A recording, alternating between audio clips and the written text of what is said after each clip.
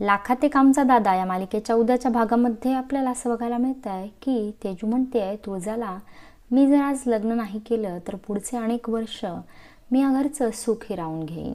माझ्या जळण्याने जर हे घर उजळणार असेल तर मला ही होळी मान्य आहे. आयुष्याने हाच पर्याय माझ्यापुढे उपलब्ध करून ठेवला आहे आणि तोच पर्याय मला आता स्वीकारावा लागणार आहे. सूर्या मात्र प्रचंड खुश दिसत असतो. तो म्हणत असतो आपल्या तेजूचं नशीब उजळलंय. गावातल्या सर्वात श्रीमंत घरात आपली तेजू लग्न करून जाते आणि डॅडी आहेत की ते फार चांगले आहेत, ते काळजी घेतील आपल्या तेजूची, असं तो बहिणींना समजावत असतो. पुढे सूर्या डॅडीला म्हणतो की तुम्ही आम्हा दोघांना नवं आयुष्य दिलंय डॅडी, तुमचे फार उपकार झालेत माझ्यावर. डॅडी म्हणतात की अशी उपकाराची भाषा करू नका जावई बापू, आम्हाला असे खुश चेहरे बघितले की फार आनंद होतो. आणि अशा प्रकारे तेजू आणि शत्रूचं लग्न होताना आपल्याला दिसतंय. आता पाठवणीचा क्षण आलेला असतो. पाठवणी करताना सगळेजण खूप भावुक. सूर्या तेजूला म्हणतो की अगं तुला डॅडींसारखा देव माणूस तुझा सासरा झालेला आहे, तुला काय बी ते कमी पडू देणार नाहीत बघ, तुझी अगदी छान काळजी घेतील आणि कधी बी तुला काय बी अडचण आली तर तुझ्या या भावाला हाक मारायची आणि असं समजायचं नाही की लग्न झालं आहे म्हणून तू माहेरची पाहुणी आहेस, तर हे घर तुझं होतं आणि कायम हे घर तुझं राहणार आहे. आणि अशा प्रकारे तेजू डोलीमध्ये बसून डॅडींच्या घरी तिचं स्वागत झालेलं असतं. डॅडींनी घर छान सजवलेलं असतं आणि हे पाहून तुळजाला संशय येतो की एवढ्या कमी वेळात एवढी छान सजावट केली कसं काय, का सगळं आधीच ठरलं होतं, याचा शोध लावायला पाहिजे असं तुळजा म्हणते.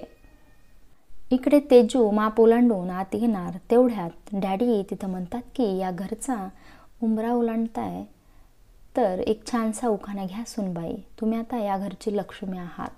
त्यावेळेस मालन म्हणते की अहो मालक, तिची आता मनस्थिती नाही आहे. त्यावेळेस डॅडी म्हणतात की ती या घरची लक्ष्मी आहे तर तिने शत्रूच्या नावाचा उखाणा घेतलाच पाहिजे.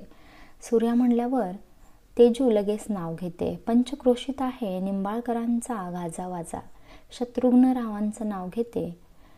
आम्हा चौघी बहिणींसाठी लाखात एक आहे आमचा सूर्या दादा.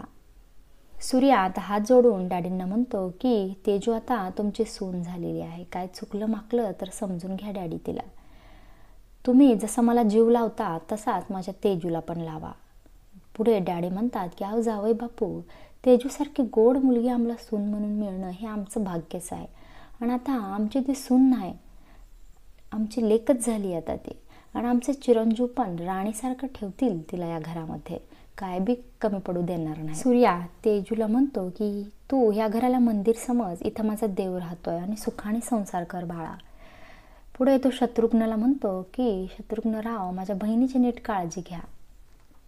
तुळजा आणि सूर्या निघून जातात. डॅडी शत्रूला म्हणतात की आमच्या लेकीच्या लग्नात आमची मान खाली घालायला लावली ह्यानं, ह्याचा बदला घेतला आणि ते पण व्याजासकट.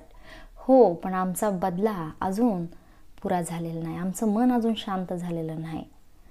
अजून त्या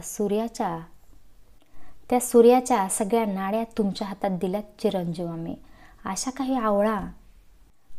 आवळा की ह्याला याची लायकीच कळली पाहिजे. पुढे शत्रू म्हणतो की डॅडी तुम्ही काय काळजीच करू नका, याचा पद्धतशीर कार्यक्रम करणार आहे मी.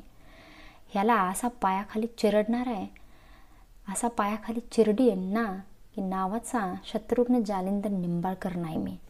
आता डॅडी आणि शत्रू सूर्यासमोर कोणती नवीन संकटे आणणार आणि तेजूला कसा त्रास देणार, तेजूला वाचवणार का तुळजा आणि सूर्या, हे पाहणं खूप रंजक ठरेल. आजचा भाग कसा वाटला कमेंट करून नक्कीच सांगा.